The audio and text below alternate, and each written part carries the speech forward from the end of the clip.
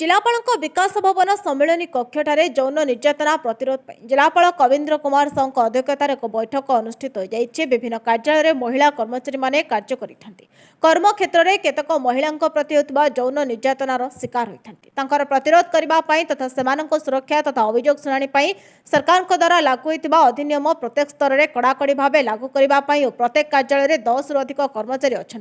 से स्तर में एक अभ्यंतरीण अभियोग कर्म तथा जिला स्तर में कमिटी गठन जिलापाल श्री साहू परामर्श देते। बैठक में अतिरिक्त जिलापाल रेबेका बिलोंग मुख्य उन्नयन तथा कार्यनिर्वाही अधिकारी जिला परिषद धर्मानंद बेहरा गोष्ठी उन्नयन तिलैबणी रघुनाथ पाणिग्राही गोष्ठी उन्नयन अधिकारी रियामाल उग्रसेन राम अतिरिक्त तहसीलदार सूर्यकांत बरिया अतिरिक्त शिक्षाधिकारी शंकुतला टेटे जिला शिशु सुरक्षा अधिकारी रोमियो महापात्र जिला पंचायत अधिकारी Hemant Kumar Singh deputy collector election Mumtaz Maharana अतिरिक्त गोष्ठी उन्नयन अधिकारी रियामाल संयुक्ता प्रियदर्शन नायक आंचलिक परिवहन अधिकारी केशव चंद्र नायक सहकारी निर्देशक उद्यान विभाग अंतर्जमी साहू पंचायत समिति महाविद्यालय बुढ़ापाड़ अध्यापक भारत भूषण नंद अध्यापक बारकोट जितेंद्र कुमार साहू अध्यक्ष सुगुड़ा महाविद्यालय संतोष कुमार देवता जिला सूचना लोक संपर्क अधिकारी मनोरंजन सुतार और जिला अधिकारी विभिन्न महाविद्यालय अध्यक्ष प्रमुख उपस्थित थे।